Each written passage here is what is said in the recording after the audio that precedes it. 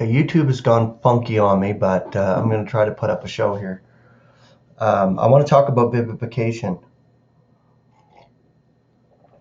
Not many people talk about being vivified or vivification as a word. I'm going to look that word up. See, I like doing that. And it takes time, but that's good. I'm still on a program to teach. So that's what we're going to do here. And we'll look it up in the keyword concordance. Like I said, this is good. If I do shows that bring out words and give you understanding and meaning of them, that's a good thing. All right, so we'll see what vivified says here in the keyword concordance.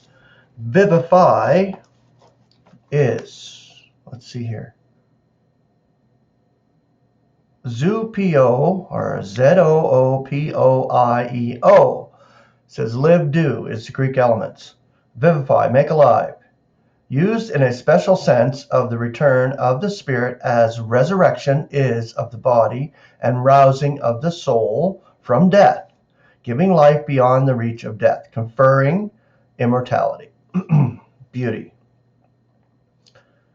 Vivify together, that's another one. Suzoopioieo. Together live, do. That's the Greek elements. Vivify together, make alive together, the saints. So quicken together. So I'm going to show it on camera here. You can see it right there in your keyword concordance. I think you can view that on camera there. It's vivify. Where are we? Oh, right here. Right there. I like showing it on camera. Okay. To vivify. There you go. So the word vivify is important as far as resurrection is concerned. Without a new immortal body, we could not be among the celestials. We have corruptible, soilish frames right now that need changing. Our spiritual resurrection body, the use of the word spiritual in place of figurative, has given rise to the idea that nothing corporal can be spiritual. That this is not the case is evident from the scriptures concerning the resurrection body. It is called a spiritual body. 1 Corinthians 15:44.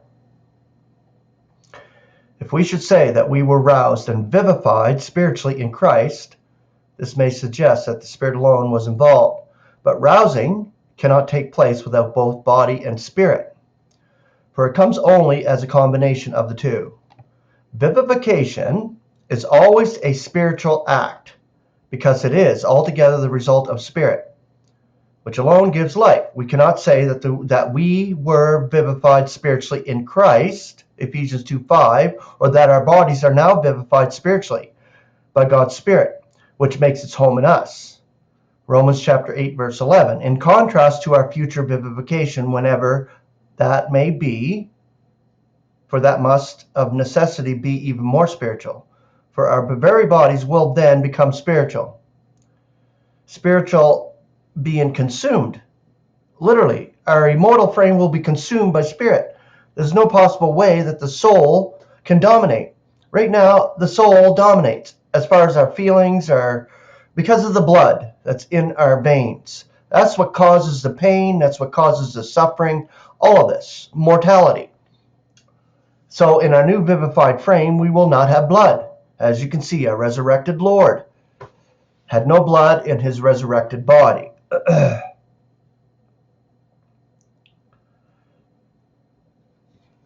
Yeah, because it must of necessity be even more spiritual, for our very bodies will then become spiritual. Right.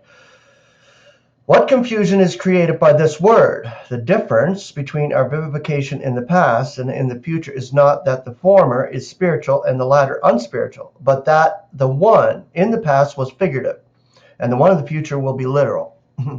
Figurative and literal. Get the difference? When you study scripture, you got to understand figurative and literal.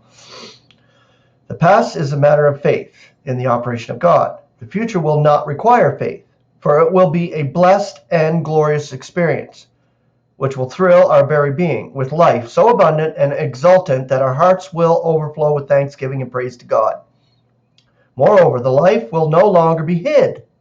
Right now it's hid, together with Christ in God, as it is at present, but manifest in us to all the world and the universe itself.